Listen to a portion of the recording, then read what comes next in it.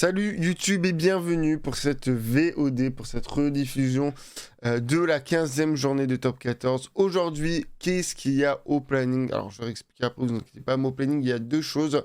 Étant donné que le français ne joue pas, on ne parlera pas du 6 Nations, on en parle la semaine prochaine pour la 16e journée, par contre, de Top 14, où on regardera Destin mêlé, tout ça, ça va être rigolo. Mais du coup, qu'est-ce que l'on va faire? Qu'est-ce qu'on va faire? Tout d'abord, dans un premier temps, nous allons un peu faire le débrief de ce qui s'est passé dans le top 14. Alors, nous sommes à 14e journée, on n'est pas vraiment à la moitié-moitié, mais il y a eu la semaine de pause et tout, donc on va dire qu'on a fait la moitié de la saison. Voilà, donc voir un peu les différentes équipes, voir ce qu'elles sont et tout. Voilà. Et je pense que la semaine prochaine, je ferai un focus sur une équipe en particulier. Voilà. En particulier. Oui, en particulier. Non, en particulier. Et après, du coup, on verra pourquoi les équipes sont de tel classement, voir ce qui va pas. Et dans un deuxième temps, bien évidemment, l'émission habituelle, enfin le truc que vous avez retrouvé toutes les semaines, c'est bien évidemment la partie pronostic. On va aller regarder les compos des équipes. Alors, on n'aura pas celle de dimanche. Évidemment, je suppose les avoir, mais sauf que j'ai dû rater. J'ai cherché hier pendant 20-30 minutes, mais j'ai pas trouvé l'article de Midi Olympique pour te dire oui les compos et tout, voilà probable. J'ai l'impression que celle de La Rochelle n'est pas très bien. Enfin, n'a pas été très bien réussie, parce que j'ai vu un joueur qui n'était même pas dans les compos probables, donc voilà, bref. Mais voilà, et après je dirais qui va gagner d'après moi, les BO, les BD, vous verrez. Tout a été plutôt bien agencé. Là, on est plutôt sur un cadre assez tranquille et tout, mais quand ça va être prono, ça va être rempli. Merde, là, en bas là, voilà, vous allez voir, ça va être pas mal. Du coup, passons au vif du sujet, on va commencer par... Hop, voilà. Ouh, la lumière. Oh, la flashlight. Ah, oh, je me suis fait flasher. Ah, mais attends, mais vénère. Je vais juste baisser le... Attends, mais...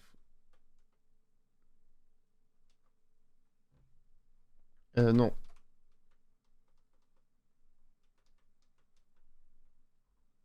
Attendez. Non. Ouais, je sais, je fais... Mais bon, c'est pas grave. Eh ben, écoutez, j'aurai une grosse flashlight dans la gueule. Tant pis, tant pis. Mais, du coup... Alors, nous allons déjà changer de scène. Vous allez voir une toute nouvelle chaîne pour la chaîne Twitch et pour YouTube, rien de bien nouveau. Mais voilà, regardez quelle scène de fou, je me décale juste pour être bien dans le cadre. Du coup, nous sommes sur la scène, mais je vais me dire, mais attends, Mathieu, il nous montre rien. C'est vrai, c'est vrai. Effectivement, j'ai de choc complètement. Bah, attendez, il y a un problème. Mhm. Bah, attendez. Non, mais attendez, j'avais mis l'écran et tout, bah, il est où? On m'a volé l'écran. Capture d'écran, bah, écoutez, on va la prendre là, la capture d'écran. Voilà. Bah, regardez comme elle est pas belle. Voilà. Et bien, on peut faire ça. Voilà. Voilà, bon. Du coup, nous sommes sur Ubirama, un site spécialisé, bien évidemment. Ah, en fait, je suis baisé. Je vais forcément être obligé. Voilà. Donc, déjà, ça nique mon layout. T'es content? T'es content le site? T'es content? Je pense qu'il est content. En vrai, on s'en fout, parce qu'on peut même faire ça. Regardez. Voilà. Eh, mais... Ah oui, donc le Genesis commence, hein, pour information, pour ceux qui verront la VOD. Et nous serons en live. Nous serons en live tranquille ou pépouze pour mater le Genesis. Donc allez voir, voilà. Voilà, un pro la plus totale. Et voilà. Voilà, on est là. On est bon. Plutôt bien, non? Et je peux même. Parfait. On est parfait, parfait. Du coup, voici le classement actuel du top 14. Donc nous avons, on va commencer de la dernière à la première place. Nous avons Montpellier, le MHR, nous avons Lusso au Yonex, nous avons le Loup, nous avons l'USAP Perpignan, nous avons Bayonne, l'Aviron Bayonnais, nous avons la sélection Paloise Pau, le Stade Rochelet, pardon, La Rochelle, le Castres Olympique Castres, l'ASM Clermont, le RCT Toulon, le Racing 92, l'UBB Porto-Bègles, le Stade Toulousain et le Stade Français ou Paris. Voilà les 14 équipes, le classement actuel. Et on va faire un pronostic de fou. Enfin, un pronostic, on va faire une remarque de fou. Je sais pas si vous avez remarqué, mais on est quand même sur quelque chose de relativement serré. Voilà. On est sur quelque chose de relativement serré. Alors, en soi, il y a quand même 21 points d'écart entre le dernier, même on va plutôt dire 19 points d'écart entre le 13e, donc celui qui va devoir jouer son match contre le champion de Pro D2. Et du coup, la première place, enfin les 3 premières places d'ailleurs, faut le dire.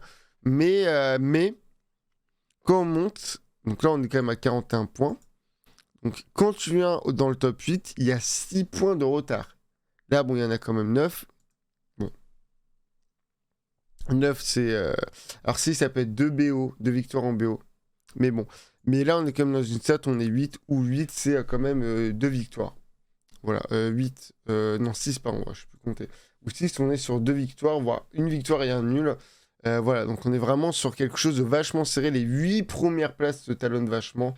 Donc on est quand même sur quelque chose d'assez peu surprenant quand même dans le top 14. C'est quelque chose qu'on voit pas mal depuis pas mal d'années maintenant, le fait que vraiment la lumière.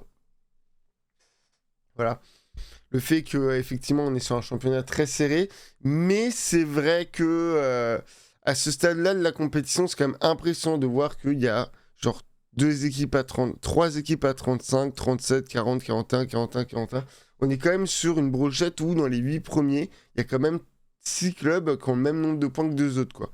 Il y a le 6e Clermont, le 7e Castres et le 8e La Rochelle, le 1er Paris, le 2e Toulouse, le 3e Bordeaux, qui sont à 41. On est quand même sur un truc que moi, personnellement, j'ai rarement vu, surtout à ce stade-là de la compétition. Alors, c'est sûr, c'est pas vers la fin de la compétition, on n'aura plus ça, mais c'est quand même assez impressionnant. Du coup, on va... alors, du coup, je pense que ça va être plus simple et même plus intéressant de commencer par le bas pour analyser équipe par équipe, là où le pas blesse et là où plus haut, c'est plutôt propre. Déjà, on a Montpellier. Alors, Montpellier, dernier 20 points, c'est quand même assez mitigé parce que si on va quand même voir les prestations de Montpellier, c'est 7 défaites consécutives, si je dis pas de bêtises. 1, 2, 3, 4, 5, 6, 8, pardon, 8. Et après, il y a eu un réveil. On le voit, il y a eu un réveil avec au mois de décembre. La Challenge Cup a fait grave du bien à Montpellier, ça s'est vu. Franchement, ils prennent leurs 2 victoires en Challenge Cup ici, dont une à l'extérieur quand même.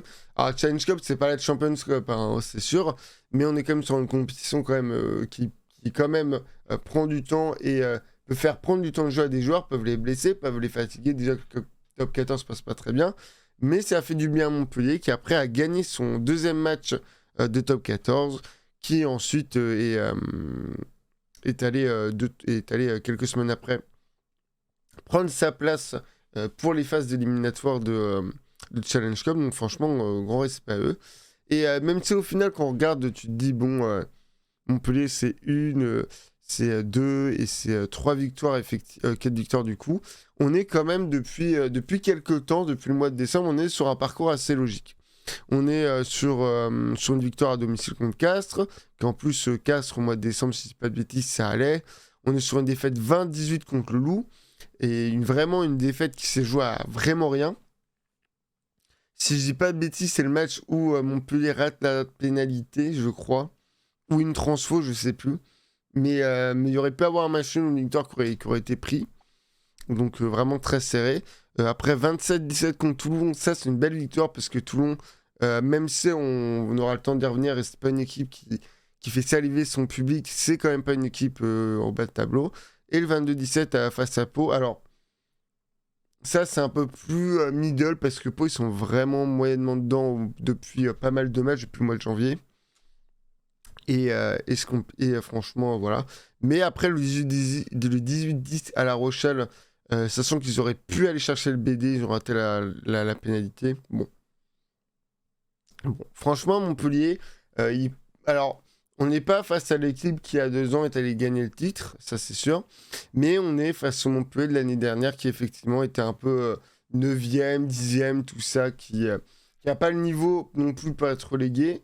Mais cette année, il n'y a pas beaucoup d'équipes qui, en tout cas de manière homogène, dans la globalité de ce qui s'est passé, méritent de descendre. Même si Montpellier, globalement, si, il mérite de descendre. Pour moi, il n'y a pas de débat là-dessus. On retrouve un Montpellier un peu plus féroce et surtout qui, je trouve, prend plus ses duels devant, est beaucoup plus offensif, redevient une des attaques les plus véloces devant et tout dans le pack de devant. Avec, je trouve personnellement, avec Toulouse, Toulon, La Rochelle, Perpignan, Montpellier, on a peut-être les 3 équipes les plus solides devant. Après, le problème de Montpellier, c'est que ça joue pas très bien, c'est assez simpliste derrière, ça a beaucoup de mal et tout. On a quand même un Arthur Vincent qui fait une bonne défense, et Paul Williams qui... bon, voilà, Williams qui a pris un carton rouge. Mais Paul Williams qui aussi au fur et à mesure du temps, repris ses marques et avait quand même vachement apporté sur les fins de dernier match de Montpellier. Mais ouais, globalement, Montpellier 14e, c'est un peu bizarre au vu de leur dernier match. Mais voilà, 8 défaites consécutives, ça pardonne pas. Ensuite, on a celui qui est monté, l'équipe qui s'est battue qui se bat actuellement et qui, moi, me surprend pas pour le coup. Et qui est 13e, c'est Oyonnax. Alors, beaucoup de gens, voilà, on a été énormément habitués depuis énormément d'années à que Oyonnax, que l'équipe qui monte souvent, elle va descendre direct. On se rappelle, on a pas mal d'exemples en tête. Mais depuis quelques années, et surtout avec une certaine équipe qui est 10e, actuellement, on a compris que maintenant, pour des D2 aussi, ça ne rigolait pas, qu'il y avait pas mal de joueurs de ce qu'on appelle le tiers 2, voire le tiers 3 du rugby, comme le Portugal. Il y a aussi l'Italie, même si l'Italie, on retrouve pas mal de joueurs en top 14, mais il y a des tiers 2, des tiers 3 qui commencent à un peu élever le niveau de jeu en Pro D2, et qui fait que tu as des équipes, justement, comme Oyonnax, qui sont prêts en découte pour rester dans ce top 14. Et Oyo, faut dire ce qu'il y a, Oyo, c'est un parcours, tout ce qu'il y a de plus propre pour une équipe qui monte. Victoire à domicile contre Clermont, bon, tu perds au Stade Français. Malheureusement, tu perds à domicile contre Toulouse, ça fait mal. En plus, il n'y avait pas les internationaux, c'était le dernier match avant la Coupe du Monde. Et l'équipe fallait qu'elle se rôde. Alors, Toulouse, on le sait, c'est la seule équipe actuellement qui a 2 équipes. Tu auras beau leur prendre tous leurs titulaires, plus les blessés, ils ont quand même une deuxième équipe, donc voilà. Ensuite, il y a cette lourde défaite à Toulon. Et après, Oyonnax qui gagne timidement contre La Rochelle. Le match n'était pas très propre. Honnêtement, les Maritimes avaient moyen de gagner. Après, on reviendra sur pourquoi. Une défaite à Castres, une victoire face au Loup. Et là, Oyonnax qui était allé chercher Montpellier, donc leur principal concurrent. Alors, il y avait aussi l'USAP à ce moment-là. Mais Oyonnax qui a fait un peu le hold-up, mais qui ensuite perd à domicile contre le Bordeaux de décembre qui était... monstrueux, impressionnant, rien à dire là-dessus. Et surtout un Bordeaux qui venait de perdre à La Rochelle aussi, si je dis pas de bêtises, dans un match un peu compliqué pour eux. Et après, bon, Yo, là, c'est 4 défaites consécutives à redonner le Challenge Cup, mais voilà, je pense qu'eux, ils ont clairement dit on va pas jouer au Challenge Cup, on va pas se forcer, on veut d'abord rester en top 14, prendre de l'expérience et prendre le rythme. Après, ils se prennent la branle au Racing, qui est assez compliqué, si je dis pas de bêtises. Est-ce qu'ils montent les cartons Voilà, c'est ce que je pensais. C'est globalement une équipe de Yonex qui tient bien 30 minutes, qui se prend 2 cartons, qui se fait poutrer fin de première mi-temps. Et à deuxième mi-temps, c'est la destruction, ils se font détruire. Donc voilà. Mais sinon, victoire de domicile contre Pau, victoire en Challenge Cup pour là. Mais c'est vrai que là, au Yonex, là, c'est compliqué. Un bon début, bon, le mois de décembre fait un peu mal, mais aussi Bordeaux, fallait les recevoir à ce moment-là. Et c'est là où, par contre, le 2024, ça va pas du tout. Défaite, ok, chez Perpi, bon, tu refais pas l'exploit contre Montpellier, pourquoi pas. Mais après, Bayonne, t'arrives pas à les chercher alors que le match est tendu. Et là, le dernier match, tu perds contre Stade Français, c'est compliqué. Tu fais 2 matchs qui en réalité, tu fais un match qui aurait pu être jouable mais tu perds. Tu fais un match où tu gagnes, enfin tu perds de peu, ça fait mal. Pour perdre ensuite à domicile, bon. C'est compliqué, c'est compliqué. Après, bon, Stade Français, c'est l'équipe des doublons, donc bon, voilà. Ensuite, on a le Loup. Alors, le Loup, grande grosse surprise pour moi. Le Loup, je les mettais 6ème cette année. Alors, il y a des pronos que j'ai pas pour le moment, de mes pronos de début de saison. Quand j'ai début de saison, c'est avant que le championnat commence. Ah mince, où il y a l'affichage, attendez. Ça vous spoil un peu, j'avais pas vu. Mais le Loup, qui a quand même une bonne équipe, qui a des bons joueurs et tout, qui va souffrir de quelques pertes de joueurs avec les doublons. Mais le Loup, c'est la victoire à domicile contre Toulon, c'est grosse défaite face à La Rochelle et à Angers, je crois, c'est délocalisé. Grosse défaite à Pau, mais ça gagne contre Clermont. Bon. Déjà d'aller chercher le Racing quand même. Ça perd à domicile contre le Stade Français, ça c'est dur. Ça c'est très très dur. Ça perd au Yonax, ça c'est dur. Mais voilà, ça gagne à Bayonne, ça perd à Castres. C'est qualifié. Non mais le Loup s'est qualifié en Champions Cup, ça c'est honteux. Ça c'est honteux. Ils sont qualifiés, oui, c'est le Loup qui est le dernier qualifié, c'est ça. Et ça perd à Bordeaux, bon, ça gagne face à Montpellier de peu. Ça, on en a parlé, mais le Loup, on sent que cette année, c'est fragile. Franchement, on sent que c'est fragile. Alors moi, j'ai une théorie, parce qu'on a parlé de Montpellier. Je pense que toutes les équipes où il y a Garbajosa qui passe, il te fait une bonne saison, mais il y a des problèmes en interne. Garba, il se fait virer, et après, tu te chies dessus. Montpellier sont champions de France, ils font une saison pas terrible du tout l'année dernière. Là, ils font une saison encore moins bonne. Garba qui perd, voilà, j'ai levé mes épaules, on me voit pas avec la cam, c'est nul. Garba, forcément, Garba, il saute, voilà, ça fait plaisir. Enfin, du coup, il saute, Montpellier prend cher. Le Loup, c'est pareil. Le Loup, c'est avec Garba, et bah, depuis qu'il n'y a plus Garba, et bah, c'est le caca. Voilà. Alors, je dis pas que, effectivement, ça se passait mal, mais qu'il y a les résultats, patati patata. On sait que le Stade Français aussi a des problèmes, mais ils sont en train de se relever, alors que pourtant... Enfin, depuis que l'article est sorti sur Rugby-Rama et Midi Olympique, bon, évidemment, Stade Français, il y a des problèmes en interne, mais ça se passe. Mais ouais, le Loup, effectivement, c'était un peu... Ça faisait un peu peur comme début de saison. Parce que sur 4 matchs, enfin sur 5, tu reçois 3 fois, tu gagnes tranquillou, mais en même temps, tu as une défaite. Et après, tu as 2 grosses défaites à l'extérieur. Bon, ça présage jamais rien de bon. Et surtout, c'est le mois de décembre où tu dis, bon, ça prend des grosses branlées. Mais voilà. Enfin, le Loup, c'est compliqué parce qu'en fait, le Loup, c'est un 20, on en a parlé, mais c'est un 28 face à Montpellier. C'est un 45-0 qui est, pour le coup, moi, me fait très mal parce que c'est vraiment le Loup. Enfin, c'est pas lui qui me fait le plus mal, en soi, je viens d'y repenser. Ce qui me fait mal surtout, c'est le Bordeaux-Lyon. Bordeaux-Lyon, c'est une première mi-temps maîtrisée de Bordeaux. Ils dominent le match. Ils dominent à 17-7 ou à 3, je sais plus. Et après, il y a le carton rouge de Tao. Et là, c'est fini. Ils se font pulvériser les Lyonnais. Fin de première mi-temps, ils prennent un essai. Et après, deuxième essai. Et le deuxième match, c'est dégueu.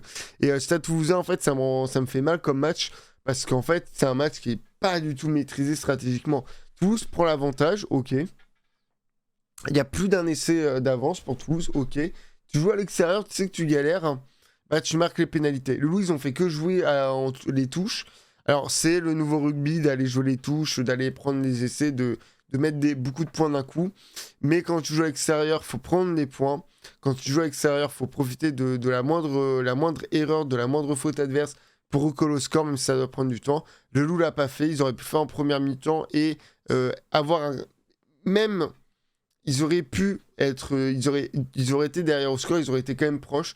Et ça aurait pu changer la dynamique en deuxième mi-temps, ça l'a pas fait. Ils se prennent 45-0. Ça fait très mal de voir ce genre de score. Voilà. Et ensuite, 36-24 face à Perpy. Alors, bon, le Perpy qui se bat bien. Et je vais pas dire, ouais, ils auraient pu faire mieux, parce qu'en vrai, Perpy, là, actuellement, c'est plutôt propre. Mais effectivement, le Loup, ça fait peur. Parce que ça perd, parce que les matchs que ça gagne... Et bah ça les gagne en Champions Cup. Mais sinon, en top 14, les matchs sont gagnés difficilement. Et à l'extérieur, il n'y a pas trop match, quoi. Donc ça fait très peur. Et franchement, le Loup, c'est pas très huilé. Ensuite, on a l'USAP. Alors, l'USAP... L'USAP, c'est... voilà. L'USAP, ça a été dernier pendant les 4 premières journées.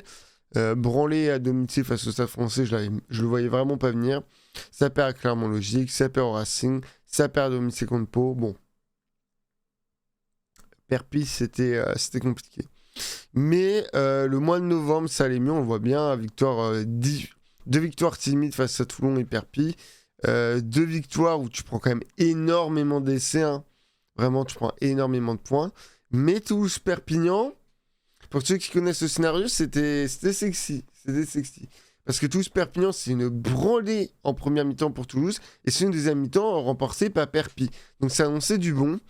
Alors malheureusement, il y a eu la Challenge Cup. Et la Challenge Cup, ça a fait très mal à Perpy. Mais quoi qu'on puisse dire, si ça a été compliqué, depuis Perpis, ça fait les résultats. Alors on voit en Challenge Cup, Perpis, ça n'a rien fait du tout. 4 matchs, 4 défaites, voilà. Mais en top 14, on se réveille, on gagne face à Bayonne, on va chercher Castres. Personne ne s'attendait, je pense, vraiment personne. Alors après, Castres, ils sont très durs à pronostiquer, je trouve. Mais effectivement, pour moi, c'est un résultat très surprenant. Et pour le coup, Perpi a vachement bien joué. Et ensuite, Perpi Oyo, voilà, Perpi qui a prouvé que c'était pas Montpellier, qu'ils n'allaient pas perdre le domicile. Alors bon, ils perdent 36-24 au Loup, bon voilà. Mais après, ça gagne 26-5 avec le BO. Avec le BO face au Racing quand même. Le Racing qui est une grosse équipe offensive. Donc Perpi, je trouve qu'ils renaissent vraiment de leur centre. Et ça m'étonnerait pas que Perpi, alors je vais pas dire qu'ils vont aller jouer le top 6, mais Perpi pour moi, ça ira pas, ça faudra en parler après, mais ça ira pas du tout en relégation. Et je pense que Perpi, ça finira devant Bayonne. Hein. Perpi, c'est à finir 10ème, si ce n'est peut-être 9ème, parce que Pau, on va y revenir, mais c'est pas très beau actuellement. Ensuite, on a Bayonne. Alors Bayonne, c'est simple. Hein. Bayonne, invaincu à domicile, voilà, 26-7. 16-3, 35-16, 34-19. Alors, si ça perd à domicile en Champions Cup, bon, c'est pas pareil, là, on est sur du top 14. 23-27, 40-17 quand même, en Champions Cup quand même. Et 21-17 face à Oyo, voilà. Mais. Bayern, c'est aussi une équipe qui essaie quand même d'aller chercher à l'extérieur. Alors, moi, depuis pas mal de temps, on le voit bien là, Toulouse, ils se prennent une branlée. Ah, si, au final, si. Non, mais si, j'ai raison. Bayern, c'est une équipe qui va chercher à l'extérieur. Si, je dis les termes en fait. Parce que La Rochelle, on connaît le scénario, hein, 15-15, Russ qui rentre à la 17e, 18e, pénalité, il te fait une pénalité dans les 40 mètres en full angle droit, il te la met sous un temps de merde, bon. Pas de chance pour Bayonne. Toulon-Bayonne 19-14, c'est très propre. Le match contre... il est où? Le match contre... Il est où, putain?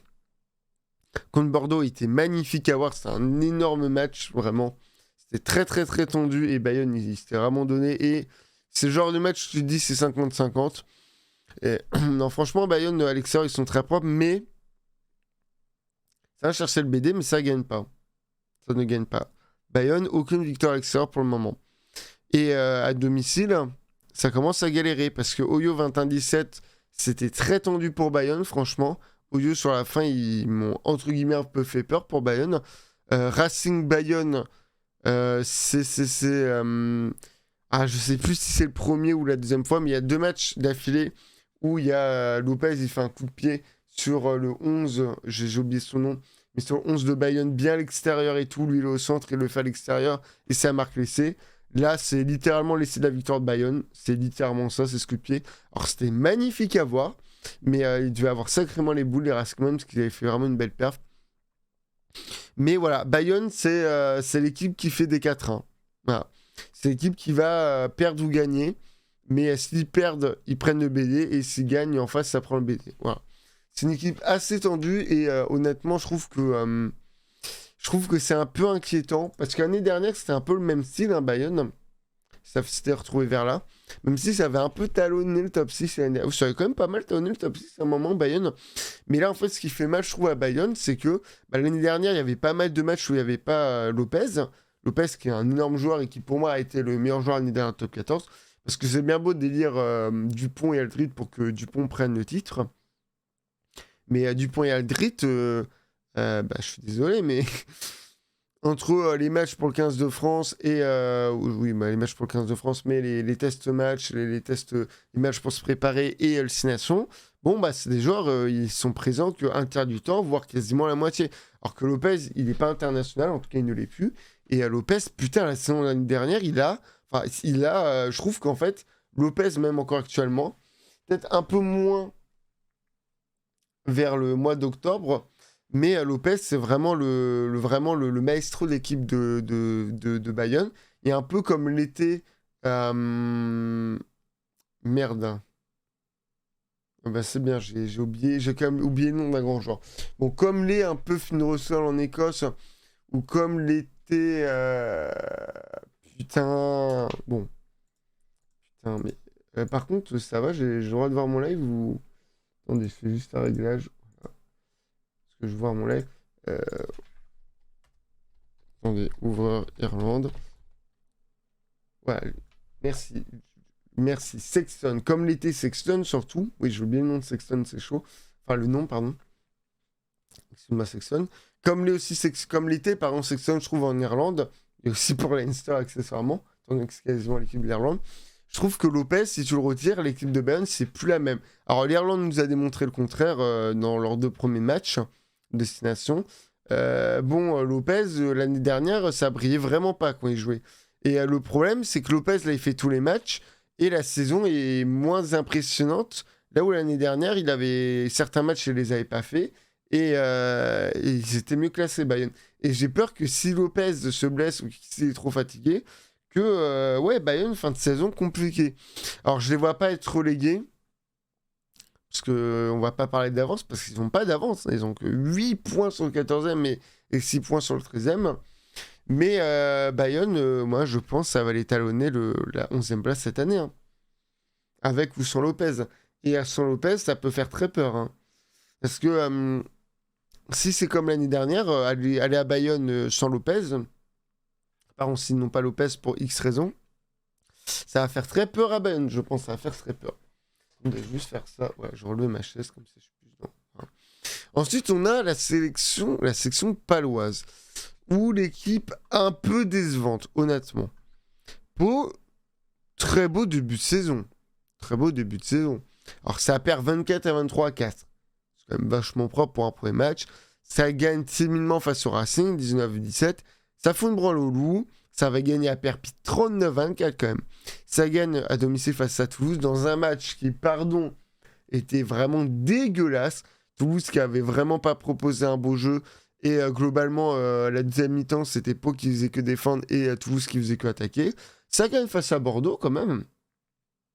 Quand même, 20-11. Bon, ça perd à Bayonne, faut bien un moment perdre. Voilà. Ensuite, ça gagne face au Stade Français. Et après, bon, c'est un peu plus compliqué. On a un peu plus de matchs extérieurs sans compter la Challenge Cup. Ça perd à Toulon, ça perd à Oyonnax. C'est de manière un peu clinique. Et ça gagne face à Clermont. Et après, il y a l'événement clé. Cette défaite. Voilà. Ils n'ont pas gagné un match depuis en top 14. Alors, je sais ce qu'on va me dire, oui, mais bon, il n'y a que 3 défaites, d'accord. En plus, il y a 2 matchs de Challenge Cup. Mais Pau, qui était invaincu à domicile, il a failli perdre 20-29. Il n'y a même pas de BD.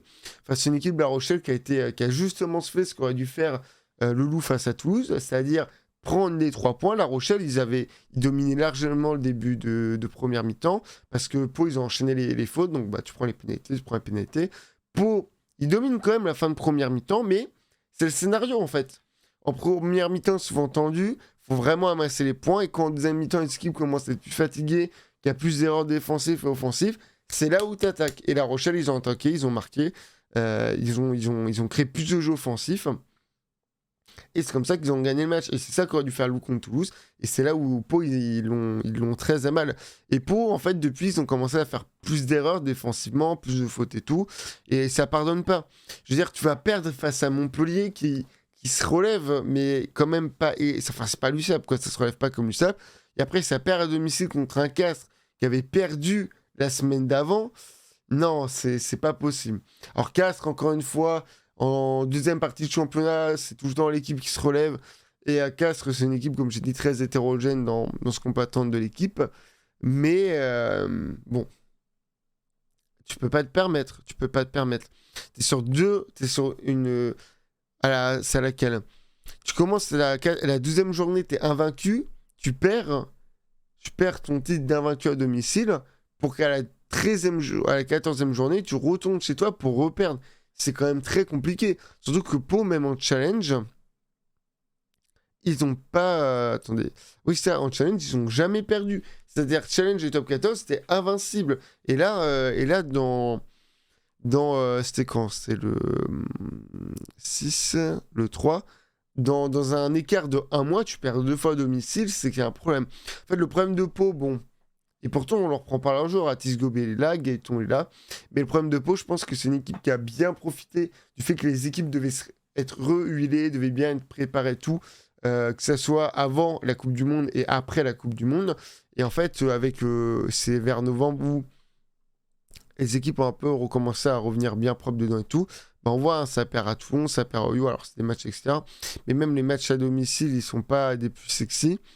Surtout que Clermont, au mois de décembre, c'était vraiment pas trop ça, quoi.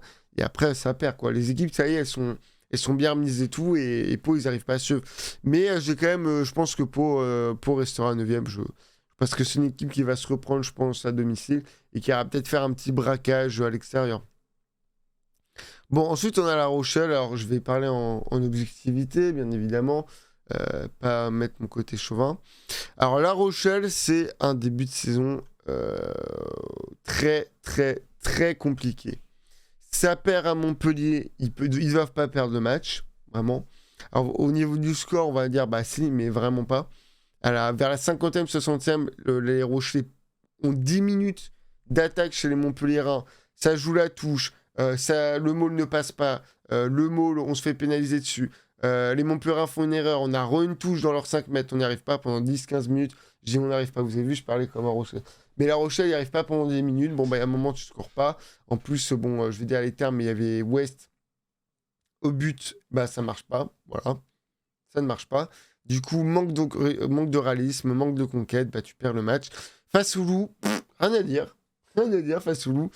Très beau match, bien huilé, à la différence du premier match. Ça joue beaucoup plus derrière. Bah oui, c'est ce qu'il faut faire. T'as plus de joueurs devant. Plus de joueurs. Wardy, Bourgarit, Antonio dans le 15 de France. Sazi n'est plus là. Alors c'était à Lavaux, mais Sazi n'est plus là. Donc Lavaux, il doit reprendre vraiment le poste de capitaine. Enfin, de titulaire. Alors il l'avait pas mal Lavaux l'année dernière. C'est plus sur la fin de saison où Garret l'a plus mis en avant. Parce que déjà, Sazi était... Et je trouve était tout aussi un bon joueur que Lavaux. Mais surtout, bah, Sazi, c'était le deuxième capitaine. Ça, on voit bien cette saison. Et Skeleton, il est où? Bon, il fait la Coupe du Monde, mais il la fait pas vraiment, quoi, vu qu'il est blessé. Botia, il fait la Coupe du Monde. Paul Boudin, il fait la Coupe du Monde. Du coup, Aldrid, bon, pas besoin de dire. Voilà. Toute ta première ligne, enfin, sur les 8 titulaires, t'en as 7 qui seront pas là. Donc, du coup, face à Montpellier, pareil, Clermont, ça veut jouer devant, ça n'arrive pas. On manque de réalisme, on n'arrive pas à scorer dans les 5 derniers mètres. Tu perds les matchs. En plus, tu mets West, je suis désolé, hein, je tacle un joueur là, mais tu mets West en tant que buteur face à Montpellier et Clermont. Voilà. C'est Clermont, le match, il gagne hein, si West il en passe une. Même une transfo, je crois qu'il y a une transfo, une pénalité. Je crois qu'il y a un truc qu'il met pas face à Clermont. Voilà. Enfin, il y a un truc qu'il met. Voilà. Ça joue là, hein, ça joue là. Et franchement, juste tu prends le match contre Clermont, La Rochelle, ils sont dans le top 6. Voilà. Ça joue à des détails. Et le Loup, par contre, ça joue à l'extérieur, ça joue propre, c'est bien huilé. Il y a un magnifique essai avec Dulin et Russ. Voilà, super. Ensuite, il y a le fameux match à casse qui fait très très mal. Voilà. Ça fait très mal à La Rochelle. C'est un match où ça attaque, ça prend 15 heures à marquer. Les Casserets, ils prennent la balle, ils font une attaque bien construite. Voilà, bien essai. Parce que derrière, bah, t'as pas Nanty, t'as pas Seteni pour défendre au niveau du centre. Alors, rien contre Favre, que j'adore, rien contre Noël, c'est pas son poste. Et il avait pas encore mis West, mais on voyait que, enfin, toute la ligne, c'était principalement des ailiers qui jouaient ailier et centre. Forcément, ça pouvait pas marcher. Et même si t'avais Boulanger qui était intéressant à l'aile, bon, voilà, c'est la défense, que ce soit devant ou à l'arrière, elle galère. Devant encore ça va, mais à l'arrière ça prend, donc tu prends des essais, voilà. C'est comme ça qu'ils perdent le match contre le CAS. Et après contre Oyo, vraiment, je crois le temps est pas propre et tout, ça perd. Et c'est très inquiétant parce qu'Oyo, c'est... Enfin, Oyo, tu te dis quand même, putain, tu peux aller chercher. Alors, t'as pas encore ton équipe type, elle arrive là, mais tu perds, bon, ça fait mal. Et là, t'as Bayonne et Bordeaux. Alors, de victoire à domicile, oh là là, match hyper inquiétant. Bayonne, alors le temps pue la merde, et on voit bien que La Rochelle, on le sait que c'est une équipe qui n'y arrive pas sous la pluie. On le voit bien avec ce match.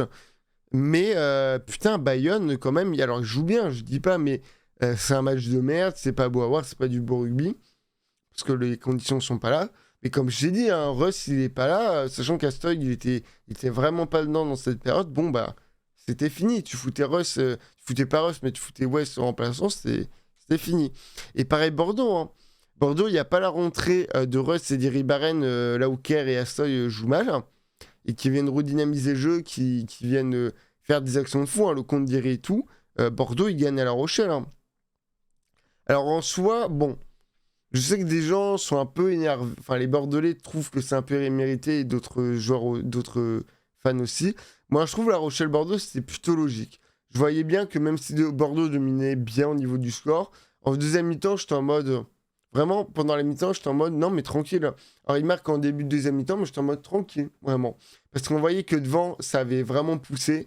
Et on le sait, hein, devant Bordeaux. Alors, je trouve que c'est plutôt propre, plus propre que ce que peuvent dire les gens.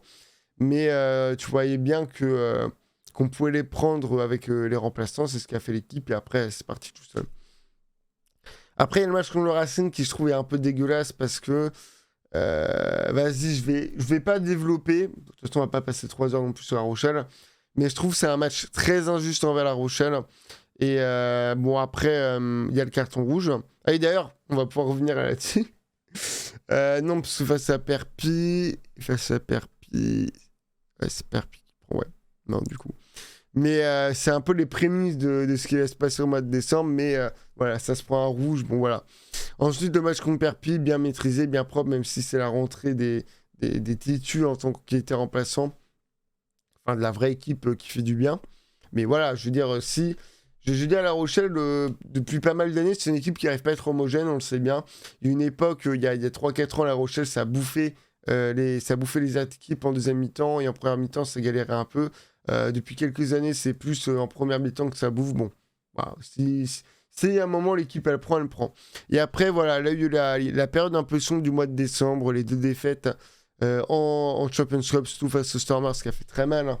Vraiment, l'arbitre il revient sur l'action de Sclavi, ce qui est normal. Mais voilà, je veux dire, Sclavi, il n'avait même pas besoin de plaquer, il y aurait eu essai et ça pouvait aller chercher le BO après. Ça aurait pu permettre à Rochelle d'être deuxième en Champions Cup et de faire ses huitièmes à domicile. Et de recevoir, du coup, La Rochelle aurait reçu les Stormers. Bon, je m'inquiète pas trop, bon, même s'il y a pas mal de blessés à Rochelle pour l'équipe. Pour le huitième, je pense qu'ils pourront aller chercher les Stormers, ils seront mieux préparés. Par contre, là, vu l'équipe, vu ce qu'il y a et tout, les quarts finales, si l'équipe gagne ou la Leinster, c'est compliqué. Mais ça perd Leinster et Stormers, ça se prend des rouges ou des jaunes. Un carton rouge. C'est un carton rouge face aux Stormers ou. Non. Non. Après, ça se prend un sale carton rouge au Stade français par Danty qui a été mis capitaine, voilà. Et franchement, ça méritait, hein. Mais encore une fois, le carton rouge relève. C'est-à-dire La Rochelle, ils se prennent. C'est contre quel match C'est contre le Racing, voilà. Ça se prend un carton rouge et après l'équipe est obligée de mieux défendre, de mieux se positionner. Et au final, l'équipe joue mieux. Voilà, l'équipe joue mieux.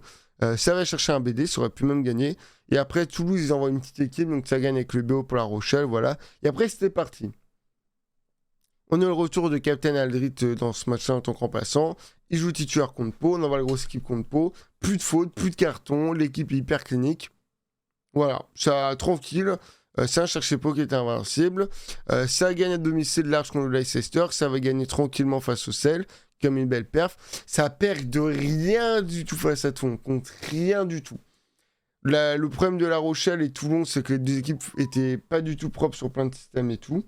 Et le problème, ça a été la touche pour La Rochelle. Et on voit bien cette saison, la touche en top 14, et même internationalement parlant, c'est compliqué, voilà. D'accord. Mais sinon, oui, La Rochelle qui revient, et tu te dis, franchement, si Iribaren, il avait mis la pénalité, et pourtant, on lui envoie la transfo, mais tu l'en veux même pas, parce qu'en vrai, il rate un coup de pied, et il fait un super match. Donc tu peux pas le critiquer. Mais oui, tout ça pour dire que... Tout ça pour dire que ouais, La Rochelle qui est plutôt bien dedans. Alors, Montpellier, ça fait un peu peur. Parce que Montpellier. Alors, ce qui fait peur, c'est que. Ce qui a fait peur, je pense, à La Rochelle, c'est que Montpellier, je vais dire, viennent physiquement dedans. Et que La Rochelle, il y a. Enfin, voilà. Sclavi out. Bah, il va out. Wardy out. Alors qu'il n'était pas là, mais il est out jusqu'à juin minimum. Donc, il fera peut-être même pas la saison.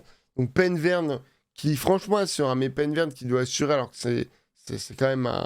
C'est pas un titu, quoi. Penverne, il il joue chez les espoirs, quoi.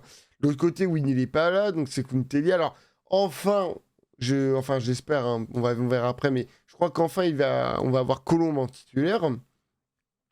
Ta deuxième ligne, bon, Skelton, il s'est un peu fait bobo contre Montpellier, mais elle était là.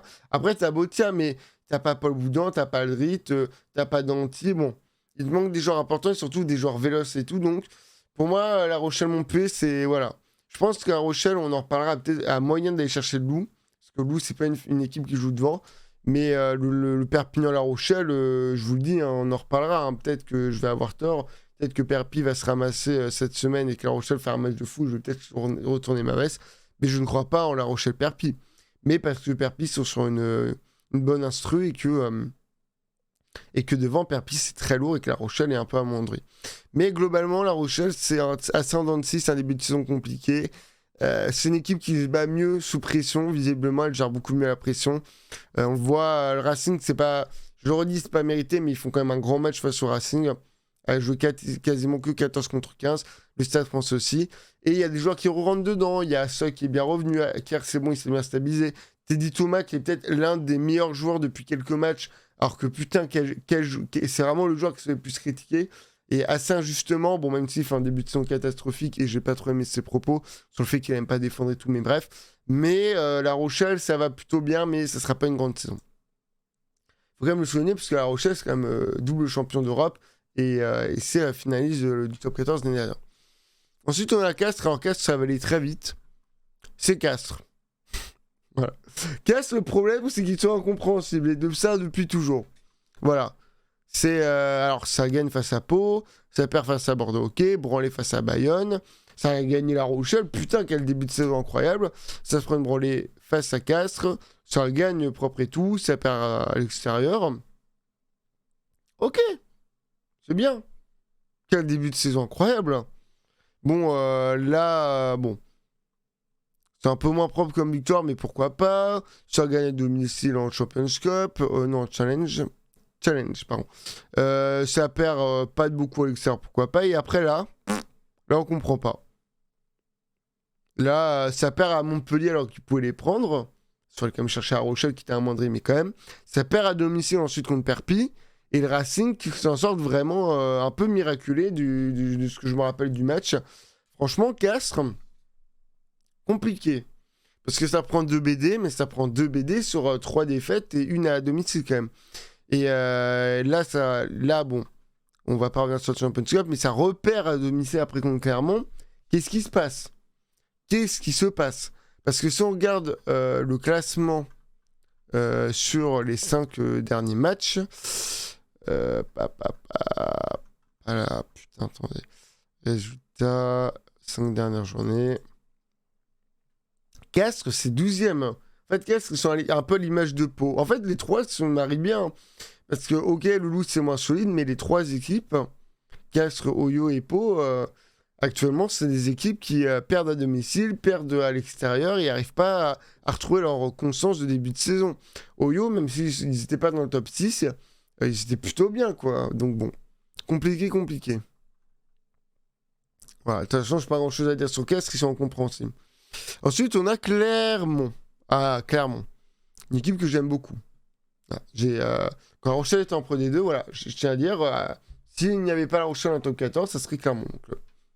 Donc Clermont, ça perd face à Oyo. Pas très étonnant. Oyo, ils avaient fait 2 très bons matchs de prépa avant. Moi, ça m'a pas étonné de les voir gagner. Et faut le dire, Clermont, début de saison, c'est un peu compliqué. Parce que la victoire contre La Rochelle, elle est pas très c'est pas très propre, quoi. Perpi sont pas dedans en début de saison, ça perd large face au Loup.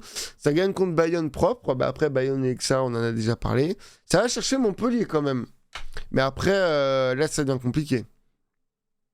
Ça perd à domicile contre Toulon. Ça perd large contre Toulouse. Au Racing, ça gagne très timidement. Face à Pau, ça perd chez voilà.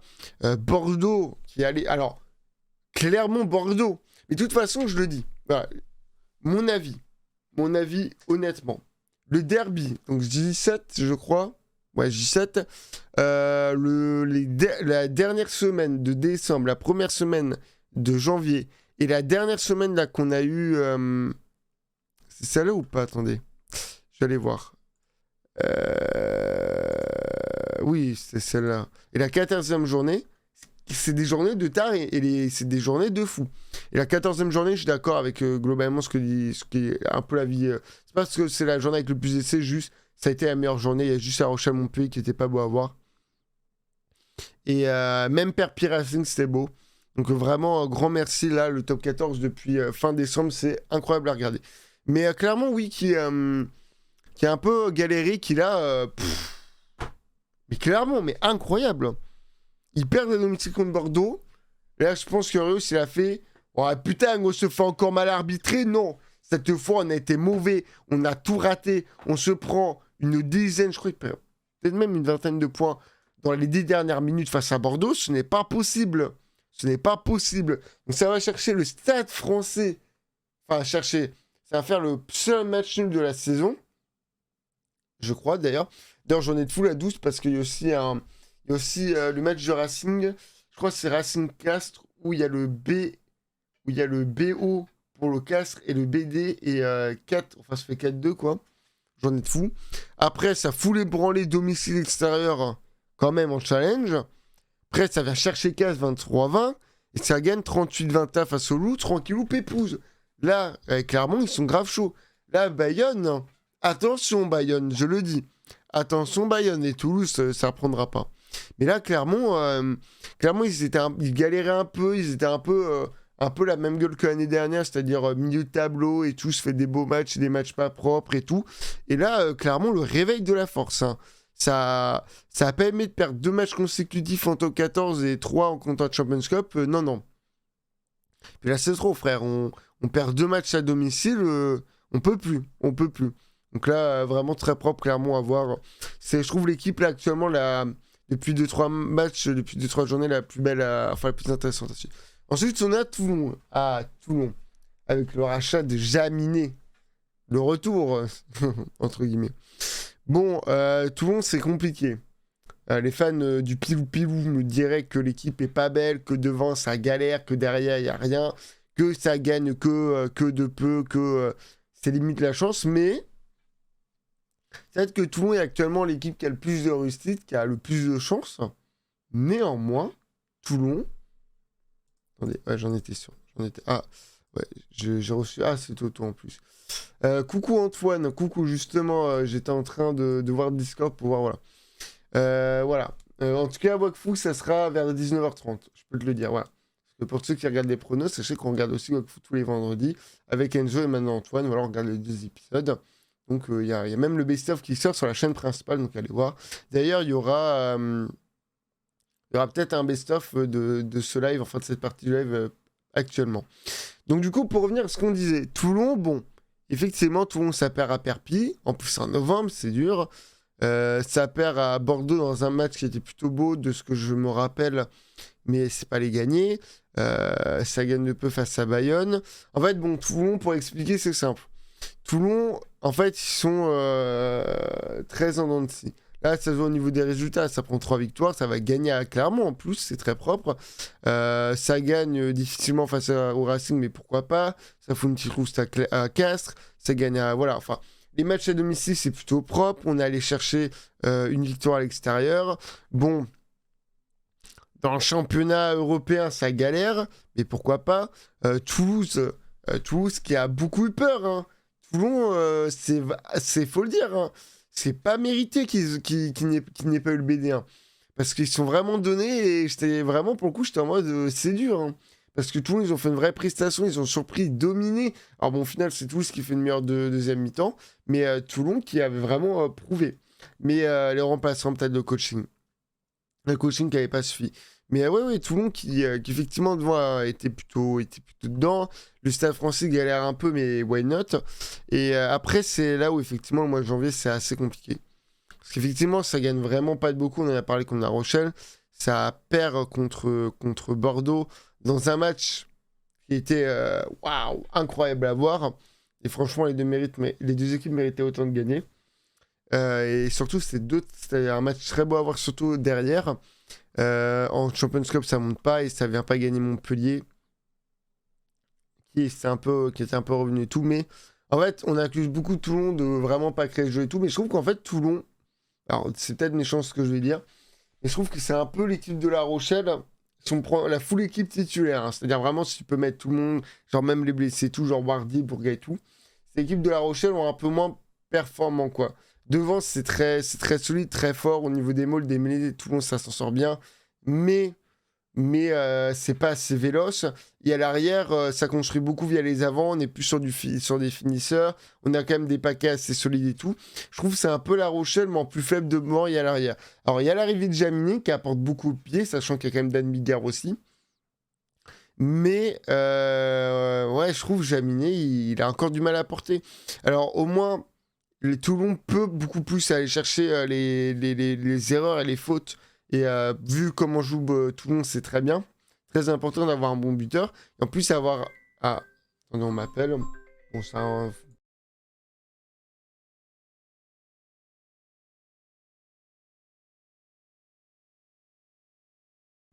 Le numéro, c'est vrai que c'était de la publicité.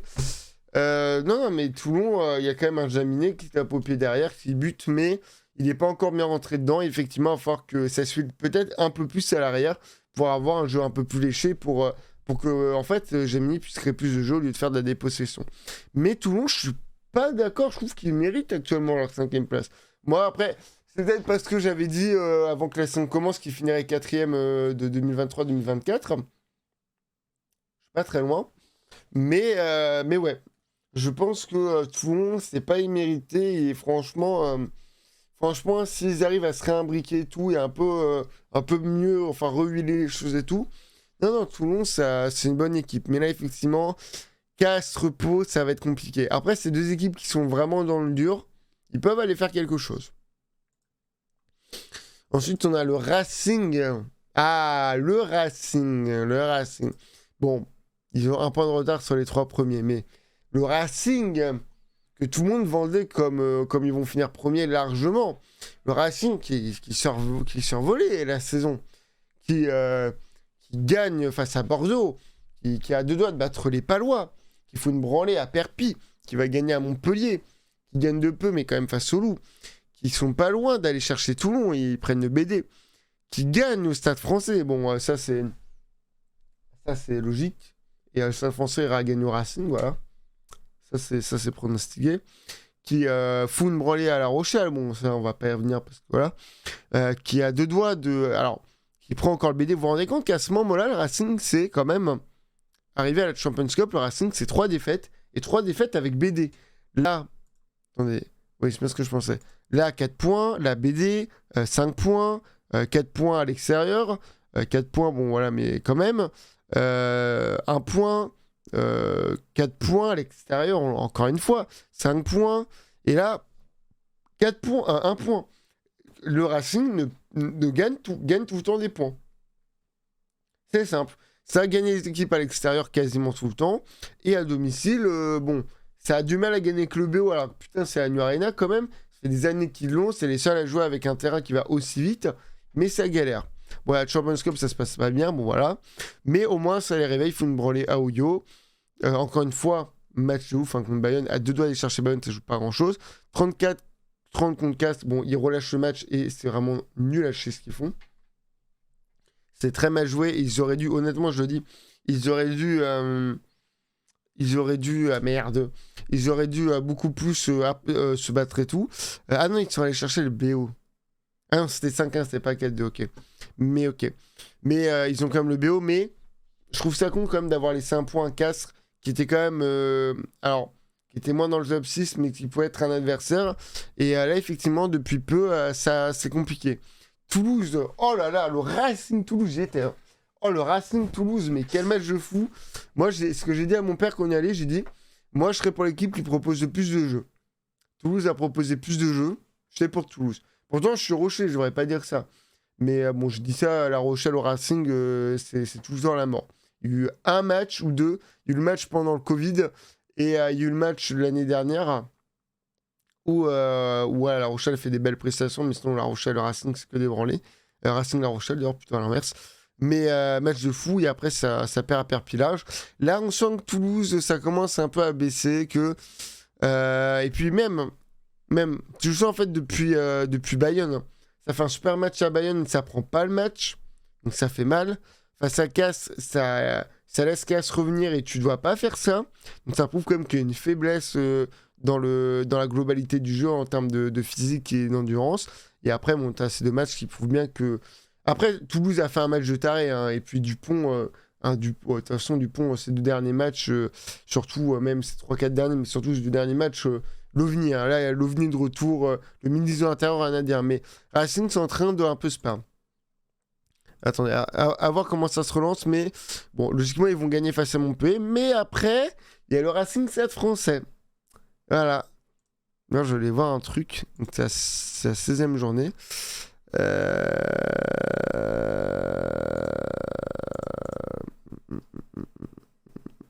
Putain, ils ont pas fait une deuxième journée de derby, ils sont trop cons. Tant pis. Tant pis, tant pis. Ensuite, on a les Bordelais.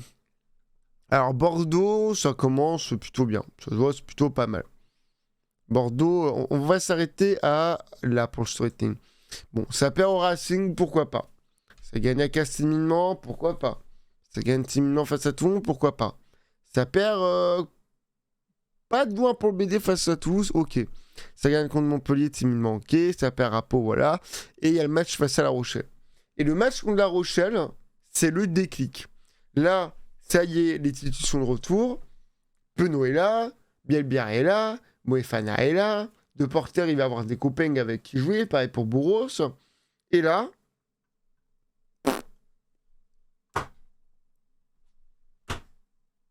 voilà. Voilà. Ça cherchait au Yonax. Alors pourquoi pas? Pas très étonnant. Ça fout des raclés en Champions Cup. Allez, Loup, ça dégage. 40-35 sur un match, on se bat jusqu'à la dernière seconde contre Clermont. Voilà, on gagne 24-23 face à Bonne, c'est compliqué, mais pourquoi pas. Pour aller au Saracens, bon, petit hors-piste là, fin janvier. 46-40 contre les Blues et le 26-30 face au Stade Français. Les titus sont plus là, mais on se réveille, on vient chercher Toulon. On avait deux porteurs quand même. On avait Bourros, on peut faire des trucs avec ces joueurs. On avait le super bélier là que clairement il va récupérer et tout.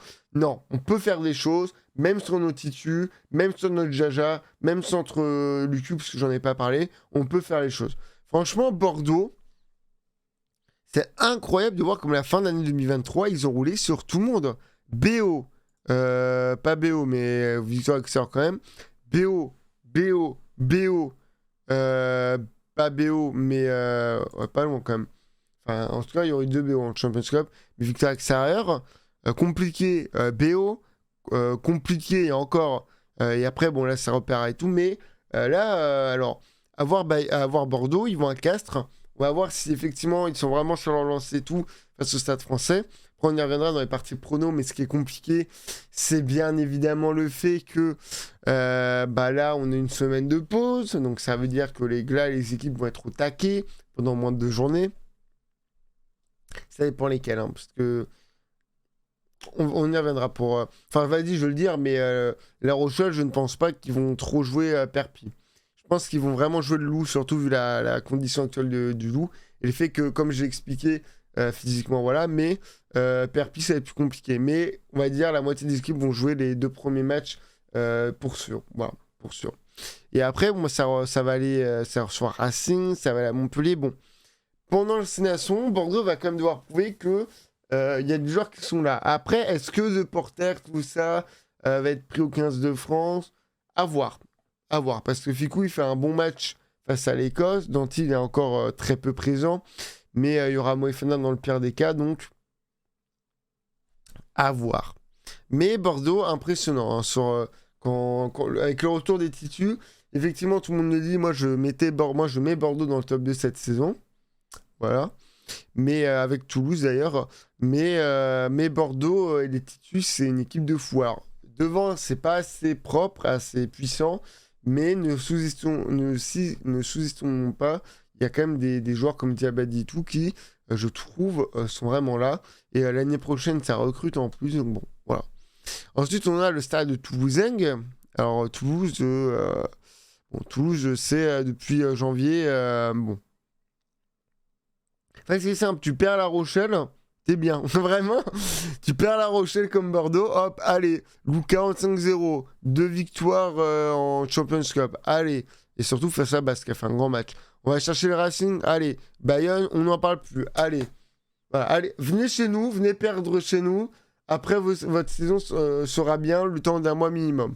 Voilà. Venez chez nous, venez perdre. Nous, on veut que ça... allez. Sinon, bon, pour revenir au début, alors ça perd à Bayonne dans un match où franchement ils n'ont pas été très propres. Franchement, Toulouse et où Lopez avait fait un super match. C'était le premier match d'ailleurs, le tout premier match de la saison. Après, bon, Montpellier, voilà, Oyonnax, voilà, très propre. Là, on est sur un début de saison propre. Après, bon, novembre, un peu moins précis, pourtant, tu as le retour de certains joueurs. Mais je pense qu'il fallait que ça suive un peu comme La Rochelle. Et puis, bon, tu perds 13 à 9 et 31 à 23 face à Castres. Ça va, ça va. Et puis, à domicile, c'est présent. Bon, il y a Perpignan, mais clairement, il galère. Bon, on va pas parler de Champions Cup, Toulon, ça galère. Et après, on a vu... Mais globalement, voilà, Toulouse, c'est vraiment une équipe de top 2. Voilà. Alors, il se réveille un peu vers la fin, c'est-à-dire que ça a du mal à prendre les points de bonus, on le voit et tout.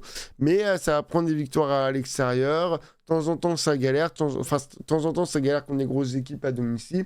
Et à l'extérieur, ça va. C'est où on est en début de saison, on est sur la perte d'un top 6. Et sur la fin, on est clairement sur une équipe qui peut jouer le Bremmus. Hein.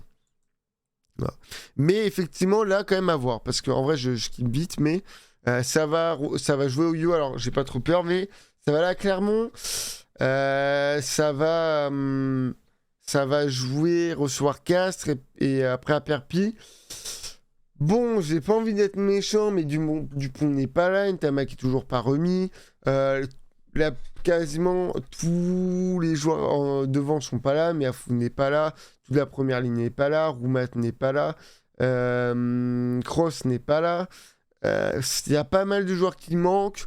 On sait que Toulouse, ils peuvent vachement bien s'en sortir. Il y a des joueurs comme Coste, comme Germain, comme même le frère Ntamak, Capuzzo, c'est Nation. King Gordon aussi, juste là, il est out. Mais ouais, à voir. Là, c'est très compliqué. Surtout pour jouer au pied. Il n'y a plus Dupont pour faire ses petits coups de pied d'assassin. Il n'y a plus King Gordon pour sa dépossession, son jeu au pied et tout, pour ses points. Ntamak n'est pas là, Ramos n'est pas là. Bon, Toulouse, à voir. Le Nation va leur faire très très mal peut-être. Et ensuite, on finit avec l'équipe où le Nation réussit le mieux, bien évidemment le Stade Français. Bon, le Stade Français, c'est un peu compliqué. Ça gagne 3 premiers matchs, en plus ça va gagner à Perpignan. Bon, pas ouf, mais voilà quand même. Ça perd face à Bayonne, ça gagne Casse, ça va gagner au Loup quand même. Et Loup, il était pas trop dans la merde à ce moment-là. Peut-être même le premier élément déclencheur. Ça perd à domicile face au Racing, compliqué. Et après, ça perd largement chez les Palois dans leur grande forme. Mais c'est très dur. Ça gagne contre Toulouse, on se remet en bien. Et après, bon, le Champions Cup du Stade Français, c'était injouable pour eux, les pauvres. Force à vous, franchement. Je m'attendais à mieux, vu le début de la saison, mais bon. D'ailleurs, vraie stat, mais... Attendez. Capture d'écran, voilà. Juste faire ça. Hop, voilà. Juste vous montrer un truc. C'est un bloc-notes que j'ai fait au mois de 2 semaines avant le début de la Champions Cup. Alors, il y a pas mal d'erreurs, mais pour La Rochelle, vous allez voir, j'ai bien pronostiqué. En gros, j'avais pronostiqué la poule D, et vous allez voir que j'étais plutôt pas mal. Parce qu'en Rochelle, j'avais mis 1-1, j'ai bon, 5, j'ai raison. Et j'avais mis 4, ils ont pris 5. Bon. J'étais pas loin, hein. J'étais pas loin. Et je les ai pronostiqués 3e. Et ils finissent 3e. Donc j'étais quasiment à une pointe. Le Leinster, bon, j'avais juste mis une défaite, mais en fait, ils ont gagné, voilà. Stade Français, bon, je me suis chié dessus, hein, honnêtement. Et après, je m'attendais à Stormer. J'ai inversé tout le monde là. J'ai inversé tout le monde là. Mais j'étais pas loin, voilà. C'était juste pour flex. Et sinon, pour revenir à ce qui est intéressant, c'est-à-dire, voilà, ça. Bah, Stade Français, bon. Comme on dit, bon début, là ça galère un peu, bon Champions Cup, voilà. Et après, ça gagne timidement face à La Rochelle, ça perd contre Toulon. Et là, c'est dur. En fait, franchement, je ne comprends pas comment ils sont premiers. T'as pas le Toulouse et Bordeaux qui n'ont pas beaucoup de défaites, et surtout Toulouse et Bordeaux qui ont fait pas mal de victoires d'affilée à un moment. Alors si en soi elle est là pour le Stade français, même là globalement avec une défaite. Mais là récemment ça galère, hein. Alors en vrai c'est surtout le Champions Cup qui fait du rouge, hein, parce que si tu regardes le Champions Cup quasiment que du vert. Mais c'est pas très beau, hein. Match nul face à Clermont, pas beau.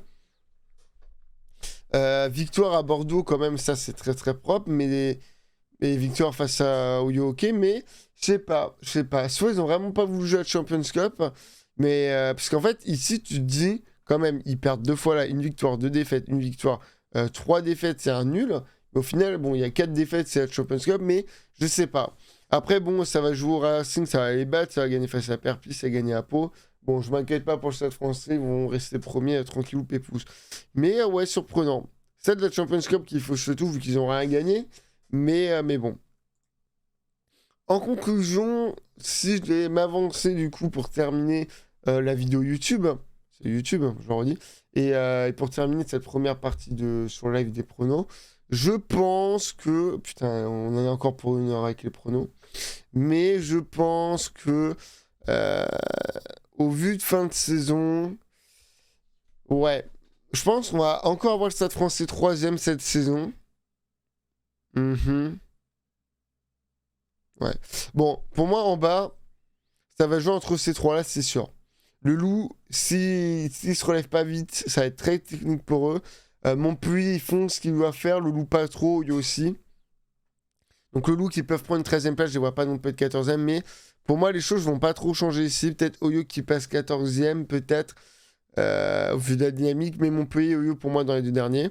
Le Loup 12e, Bayonne 11e, Perpis 10e qui talonne Pau. Et là 8e, je vais mettre Castres. Pour moi, Castres sont pas dans une bonne instru, je pense qu'ils vont descendre. Après, 6e place, ça joue entre La Rochelle et Clermont. Peut-être La Rochelle parce qu'on sait qu'ils réussissent plutôt bien leur fin de saison. Et sachant qu'ils risquent de se faire éliminer en Champions Cup en 8e ou en quart, plus en quart, ils vont peut-être du temps de repos. Après, devant La Rochelle, c'est dur, hein. Bourguet, il sera pas là. Paiva, ils vont revenir vers avril et tout. Ça va être compliqué, mais avec le retour en Champions Cup et tout, qui peuvent leur faire du bien et tout, mentalement et tout, je pense que La Rochelle, ils finiront plus 16e. Clairement, c'est une équipe qui fait des va-et-vient. Soit clairement, ils sont trop forts, ils finiront pas 6e. Non, pas 6e. En tout cas, si la 6ème place joue entre Clermont et La Rochelle, c'est La Rochelle qui l'aura. Si ça joue pas entre Clermont et La Rochelle, parce que Clermont il continue upgrade, je mets La Rochelle 7ème. Après, peut-être que Toulon peuvent chuter aussi, mais moi je pense que Toulon finira quand même 5ème. Le Racing, ils vont un peu se relever, donc ils vont finir 4ème, Stade français 3ème, Bordeaux 2ème et Toulouse 1er. Donc, pour moi, je dis bien pour moi, MDR, vous l'avez, elle est technique, hein. Non, pas du tout. Donc pour moi, actuellement, on aura La Rochelle, Stade français. Putain, ça me fait chier. En vrai, j'aurais préféré que ça soit Racing La Rochelle. C'est sûr que moi, je vois pas La Rochelle passer l'écart. Bah, pourtant, je suis Rocher, mais voilà. Mais je vois La Rochelle et perdre en quart et tout. Toulon. En fait, ça me fait chier parce que franchement. Si t'inverses le Racing et le Stade français, je vois bien Toulon gagner au Stade français et La Rochelle perdre au Racing. Et après, dans tous les cas, on s'en fout. Parce que Bordeaux, ils vont battre. C'est sûr, ils vont battre les, les Toulonnais. Et en vrai, si La Rochelle fait le braquage en gagnant en quart, La Rochelle, ils auront joué Toulouse, ils gagneront pas. Mais attention, si La Rochelle sera 6ème et qu'ils jouent en demi-Bordeaux, même si ça sera à Bordeaux, La Rochelle, ils peuvent aller gagner à Bordeaux. Mais ça, on verra pendant la saison s'ils vont réussir. Ils jouent quand à Bordeaux Au mois de mai, il y aura l'équipe. On va voir s'ils vont refaire le même exploit que l'année dernière. En tout cas, voilà, c'était à la fin de partie. La première partie, elle était grave longue.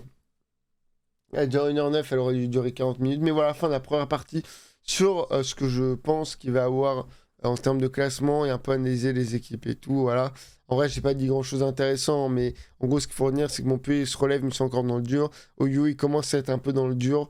Ils ont fait un bon début de saison. Louis sont clairement dans le dur. Pareil pour Pau et Castres. Perpignan sont très bien. Pau, enfin, Bayonne, c'est middle. La Rochelle, il va falloir quand même continuer à se relever s'ils veulent faire le top 6. Clairement, ils sont vraiment en forme. Toulon, c'est mitigé, mais je trouve qu'ils arrivent et sans trop de mal. Les 4 premiers, pour le moment, c'est plutôt bien, même si Racing est un peu sur une descendante et le Stade français qui remonte.